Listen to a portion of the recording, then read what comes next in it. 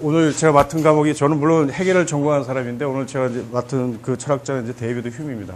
보통 그 연구 경험론의 그 대표적인 철학자다, 이렇게 이제 많이 평가가 되고, 그다음에 연구 경험론을 이제 정리한 철학자다, 이렇게 평가가 되는 이제 철학자 바로 데이비드 휴미죠. 원래 이름은 데이비드 홈입니다. 홈.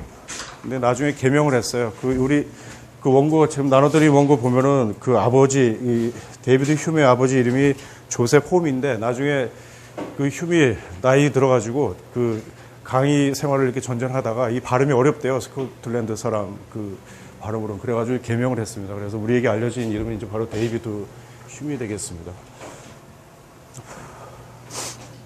그래서 오늘 휴미에 대해서 이제 다루게 될 텐데, 제가 이 휴미에 대해서 아는 정도까지만 일반적인 어떤 철학서적인 어떤 내용들, 핵심적인 내용들. 근데 오늘 다룰 내용들은 주로 이제 이식론에 관련된 부분들만 좀 설명을 드릴까 합니다. 그리고 그 외에 정치 철학이라든지 도덕이론, 여기에 관련된 데서도 이제 휴미 굉장히 획기적인 어떤 사상가이기도 한데, 이 부분은 아마 시간이 나오면은 간략히 소개를 해드리고, 그렇지 않으면은 그냥 여러분들이 각자 알아서 찾아보는 식으로. 여러분들 나눠드린 원고 뒷부분 보면 참고문헌이 있죠. 이 참고문헌을 보시면 돼요. 이 참고문들을 기반으로 해서 이제 그 원고를 작성을 한 거니까. 그리고 보통 경험론 그러면은 합리론, 보통 여러분들 지금까지 여러 철학자들을, 이제 근대 철학자들 다뤘죠.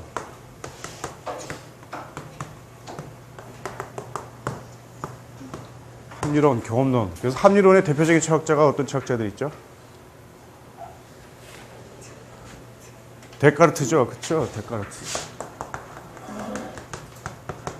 그다음에 나일뿐 있지, 스피노자, 여러 철학자들이 있을 수 있고요. 그다음에 이제 경험론에 관련돼서는 여러분들 지난주에 들었던 로크라는 철학자가 있을 거고, 그다음에 그 전에 베이컨이라는 철학자도 있고요. 그다음에 오늘 다루게 될 게 이제 바로 데이비드 휴미인데,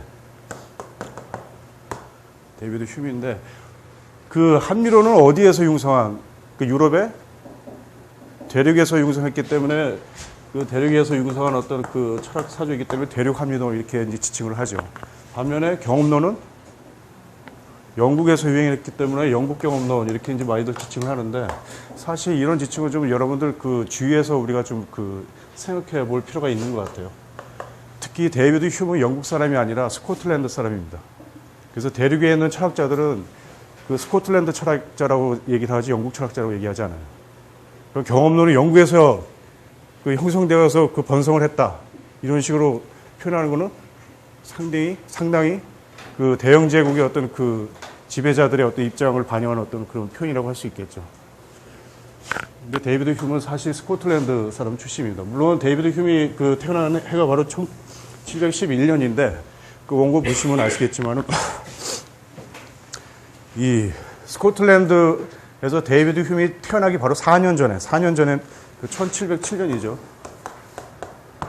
1707년에 영국이라는 이 섬나라, 영국과 스코틀랜드, 아이슬란드, 여러 가지 나라들이 있죠. 이 섬나라에 어떤 정치적인 사건이 있었냐면은,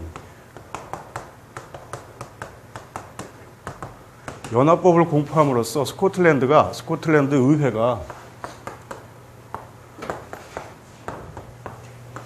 영국 의회에 종속되는 어떤 정치적인 어떤 조치가 단행이 됩니다. 우리식으로 얘기하면 어떻게 돼요? 일제시대 때 한일합방 비슷하게 일어난 거예요. 그럼에도 불구하고 이 피지배의 어떤 나라의 국민으로서 스코틀랜드 사람들은 어떤 생각을 가졌겠어요? 영국의 어떤 의회적 정치적인 종속으로부터 독립해야 되겠다는 어떤 그런 문제의식들을 태어나면서부터, 어려서부터 이렇게 가지고 있었겠죠. 그렇죠? 그래서 의회의 어떤 독립, 의회뿐만이 아니라 좀 더 포괄적으로 얘기하면 정치적인 독립. 이 정치적인 독립이 그래서 결국은 나중에 이루어집니다. 언제 이루어지죠? 1999년, 제 원고를 읽고 오신 모양인데, 1999년에 어느 정도의 시간이 걸린 거예요? 거의 한 200년 가까이, 200년 넘게. 따라서 데이비드 휴미의 기본적인 어떤 정치적인 입장은 사실 스코틀랜드의 어떤 독립, 그 다음에 이 독립을 이루기 위해서는 이 당시에 어떤 서구 유럽의 어떤 근본적인 사상은 바로 근대화 사상이라고 할 수 있겠는데, 우리가 지금 다루는 것도 근대 철학이지 않습니까? 근데 이 근대화의 어떤 전반적인 분위기라는 건 뭐겠어요? 근대 이전에 어떤 시대가 있었죠? 우리 지난 시간에 그 로크 하신 설명해 주신 선생님이 자세히 이제 설명을 해 주신 걸로 알고 있는데, 중세 여러 가지 정치, 종교적인 어떤 그런 종속 관계들, 이 종속 관계에서부터 이제 독립하는 그런 어떤 근대화의 그 여러 가지 그 사상사적으로 뿐만 아니라 사회사적으로 그리고 정치적으로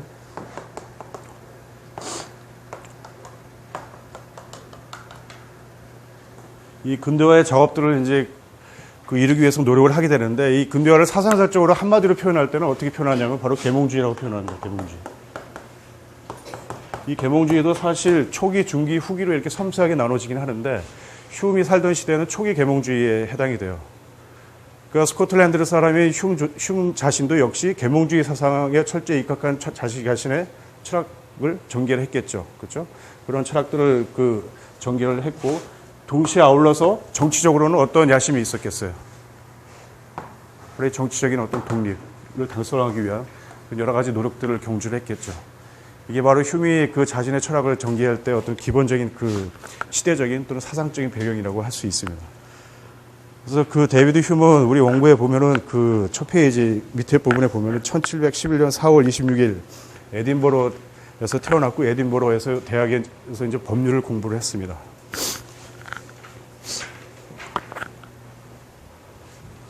이 정도로 그 휴움의 어떤 그 일반적인 배경을 이해해 두시면 될 것 같고요. 여러 철학자들마다 뭐 공통점도 있고 차이점들도 있고 그런데, 사실 이 휴움 같은 사람은 사실 기이하다 그러면 좀 웃기긴 하지, 좀 이렇게 잘 들어맞는 그 표현일지 모르겠지만 하여튼 좀 독특한 삶을 살았어요. 근데 철학자들이 독특한 삶을 사는 철학자들이 많죠. 그렇죠? 그 휴움 자신도 마찬가지라고 할 수 있겠는데, 여러분들 그 사진을 제가 그 원고에 이렇게 붙여놨는데 어때 보이세요? 휴움. 왕족 같아요? 굉장히 중후하죠? 체육도 막 이렇고, 예? 그렇죠? 귀족. 이게 한 이론처럼 이렇게 생겼는데, 사실 휴움이 그 여러분 그 제가 나눠드린 이 원고의 세 번째 단락에 이제 그런 설명을 간단히 붙여놨는데, 휴움은 평생 독신으로 살았습니다. 독신으로. 그리고 이 사람이 물론 좋은 그 법률가 집안에서 태어나긴 했지만 법학을 나중에 에딘버러 대학에서 한 3년간 공부를 하다가 중도에 그만둬요. 오늘날에 생각하면 법률 공부해가지고 40패스하고 뭐 로스쿨 가고 그래야 되는데, 휴움이 보기에는 휴움이 12살에 이제 대학에 들어갔거든요. 근데 이 당시에는 보통 14살에 이제 대학에 들어가는 게 보통이었대요. 근데 한 2년 먼저 그 일찍 자기 형 14살, 그 2살 위인 자신의 형하고 같이 이제 에딘버러 대학에 들어가서 법학을 한 3년 정도 공부를 했는데, 도중에 법학을 공부하다가 너무 시시한 거예요. 그래서 이제 철학으로 진로를 바꿔서 이 철학에 이제 매진을 하게 되는데, 그 사건이 일어난 게 바로 한 18살 때 어떤 그래서 그 휴움이 1734년에 일종의 내 삶의 역사라는 어떤 그 책에서 이런 표현을 하고 있는데, 내가 18살이 되었을 때 사유의 생각의 새로운 장면이 나에게 펼쳐지기 시작했다. 근데 이 사유의 새로운 장면이 뭐냐에 대해서는 이제 휴움의 전문가들마다 이제 여러 가지 다양한 해석이 있을 수 있겠죠.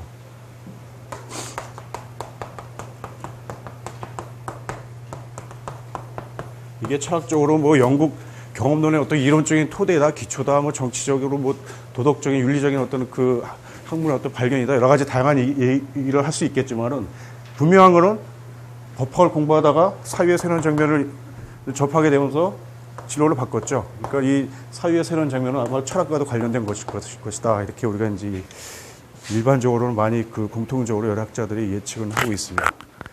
그래서 이렇게 진로를 바꾼 다음에 10년 동안 죽으라고 철학만 공부한 거예요.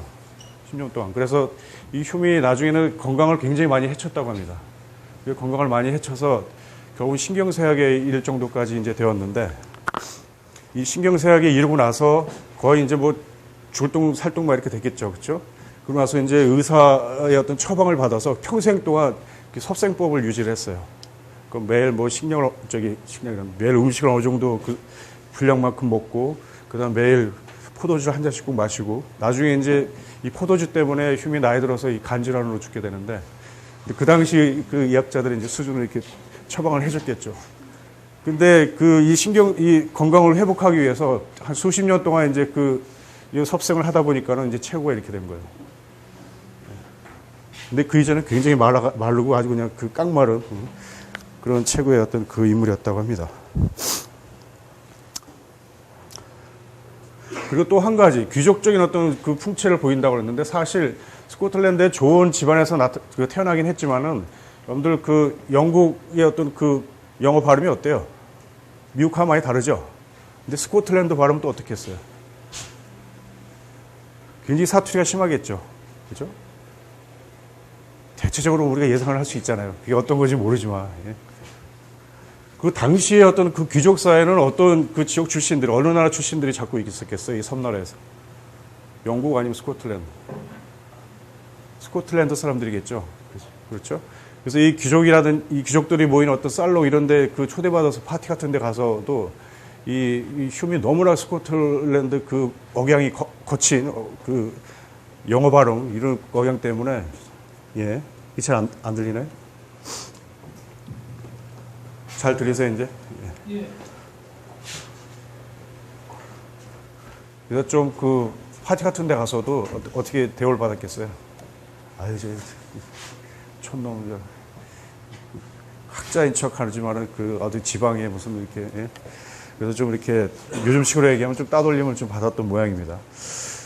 이 따돌림은 사실 물론 삶에 있어서도 그랬지만은 다른 한편으로 이론적으로도 마찬가지였어요. 사실 우리 그 휴미 평생 그 써놓은 그 책을 소개한 건 아니지만 여러 저서들을 썼는데 휴미에 관련돼서 그 대표적인 철학적인 저서는 인간 본성에 관한 논고라는 책하고 그 다음에 인간 지성에 관한 탐구 대표적인 이 두 저서를 둡니다. 그 다음에 이제 종교의 자연사에서 종교 철학, 그 다음에 도덕 정치에 관련된 어떤 그 담론들 이런 소논문들이 모음집들이 있는데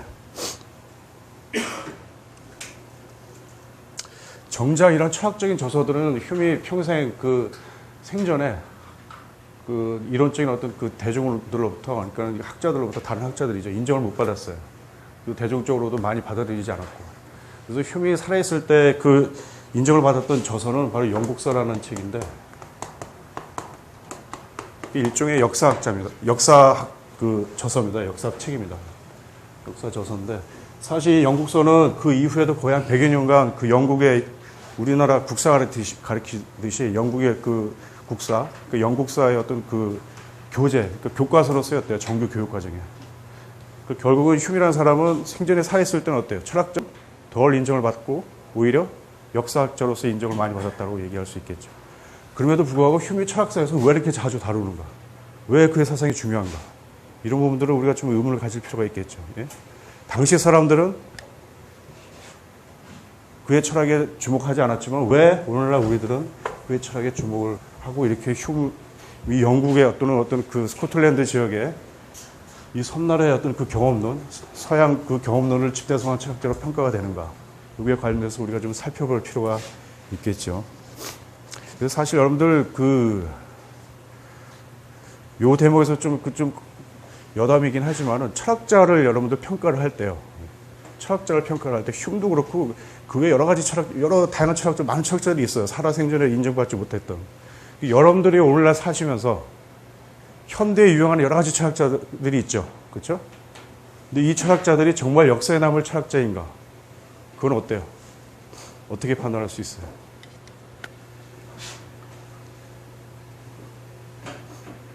아직 모르는 거예요.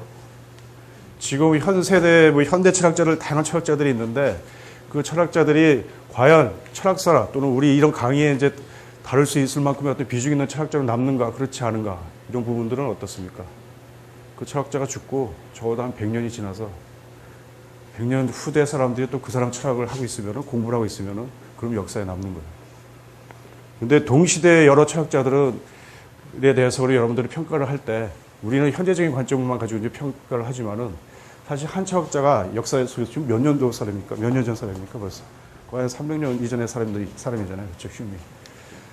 그러니까 이런 사상들이 남아있으면 오늘날에도 다시 연구가 되고 있다면 그 이유를 우리가 한번 살펴볼 필요가 있고 바로 그 이유 때문에 오늘날에도 이 철학자들이 그 수세기가 지났는데도 다시 연구하고 있는 거겠죠.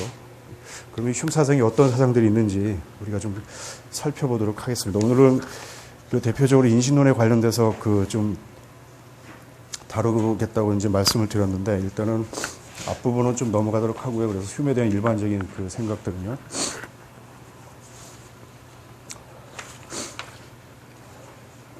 철학적으로 철학에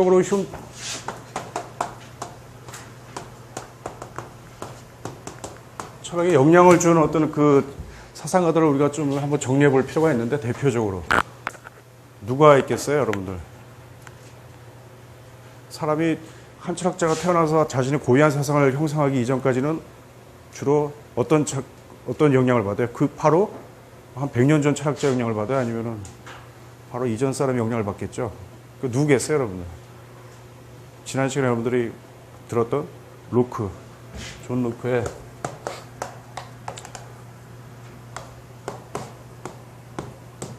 경험론을 기본적인 자신의 어떤 사상으로 갖고 있습니다. 그 원칙이나 출발점은 똑같아요. 존 로크하고. 모든 인간의 지식은 경험에서 비롯된다. 그리고 또 한 가지. 로크하고 비슷한 시대에 살았던 자연과학자, 유명한 자연과학자 있죠.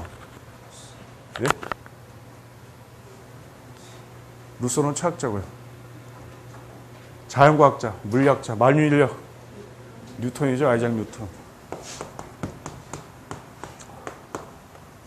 아이작 뉴턴의 어떤 자연과학적인 어떤 그 방법, 왜 영향을 받아서 흉 철학이 형성이 되었다 이렇게들 이제 많이들 일반적인 어떤 그 공동된 평가라고 할 수 있습니다. 이게 좀 원고가 짧아서 이게 좀 정리하기가 좀 힘드네.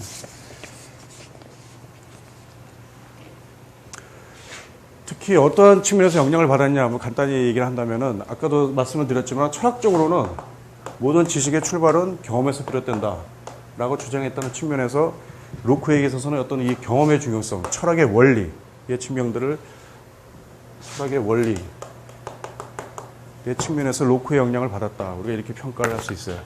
그 다음에 뉴턴의 영향은 어떤 측면에서 받았느냐. 뉴턴의 측면은, 뉴턴은 왜 자연과학자죠? 그럼 자연과학을 탐구할 때는 보통 어떤 방법을 써요? 예? 실험과 관찰을 중심으로 하죠. 그렇죠? 그래서 실험과 관찰을 중심으로 해서 학문을, 철학을 전개하려고 했다. 근데 이 실험과 관찰은 사실 어때요? 철학 또는 학문의 방법에 해당되는 것이라고 할 수 있겠죠. 그래서 방법적인 측면에서는 뉴턴의 어떤 그 영향을 받았다고 이렇게들 이제 많이 평가를 합니다.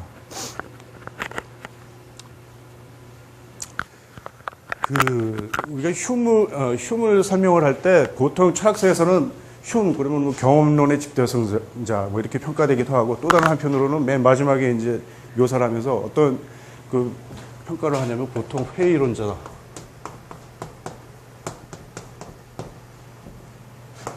네, 글씨 알아볼 수 있겠죠. 판서를 잘 못해요. 회의론자다 이렇게 이제 평가를 하는데, 이 휴메의 회의론이 좀 독특한 측면이 있습니다. 물론 철학사에서도 다 그 여러 그 회의론자들이 있긴 하지만은, 근데 그 자신의 철학을 하기 위해서 회의의 어떤 계기 요소들을 도입한 철학자들이 몇몇이 있어요. 여러분들도 이미 배운 철학자 중에서 한 명이 있습니다. 누구죠? 데카르트죠. 데카르트.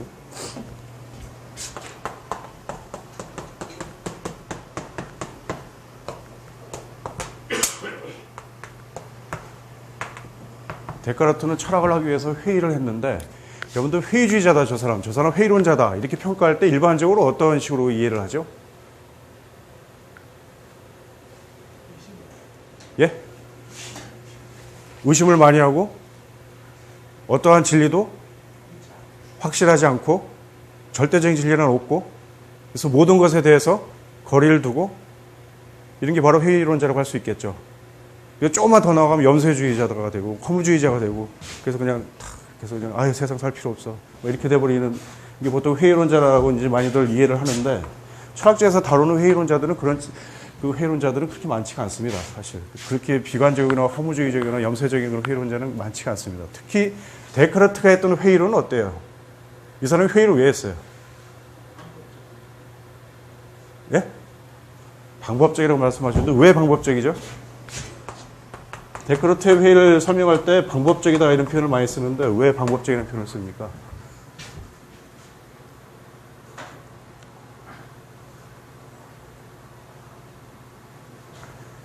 데카르트가 회의를 한 목적은 회의에서 머물면서 이렇게 살려고 했던 것이 아니라 이 회의를 통해서 모든 지식의 절대 확실한 기초를 발견하기 위해서였죠. 그렇죠?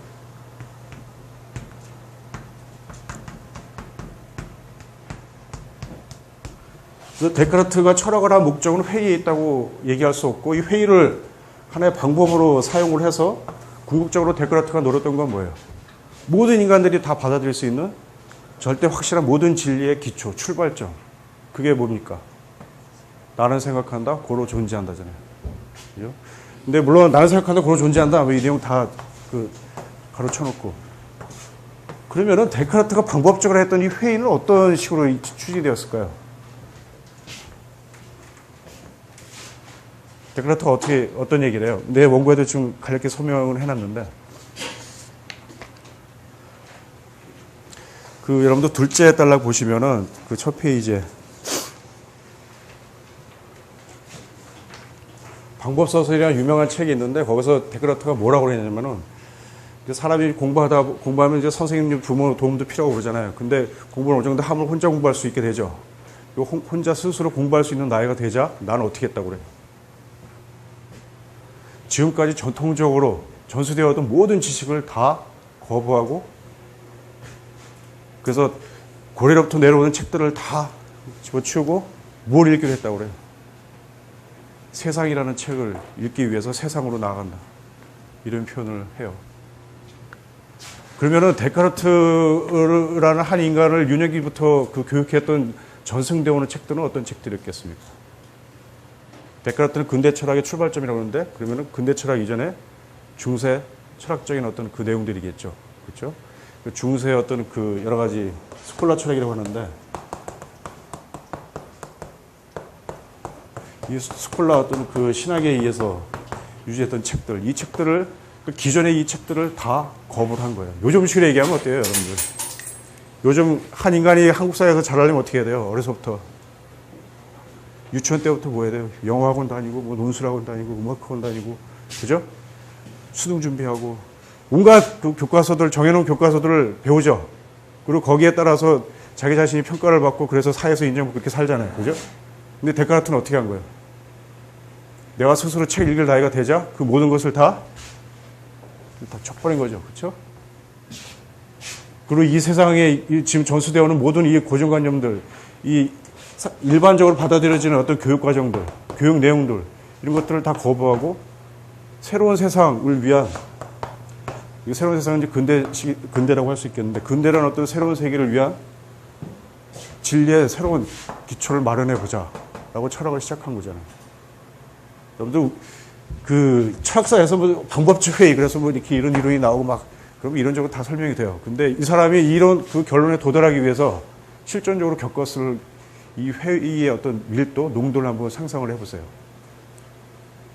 여러분들이 한국 사회에 살면서, 또는 지금 현대 자유주의, 신자유주의 시대라고 하는데, 이런 시대에 살면서 기존 가치로 받아들여는 모든 어떤 통념들, 관습들, 제도들, 이런 것들을 다 거부할, 그렇게 모든 것을 다 거부하면서 새로운 진리의 학문을 찾아 나올 수 있는가. 이 엄청난 용기가 필요하겠죠. 그죠?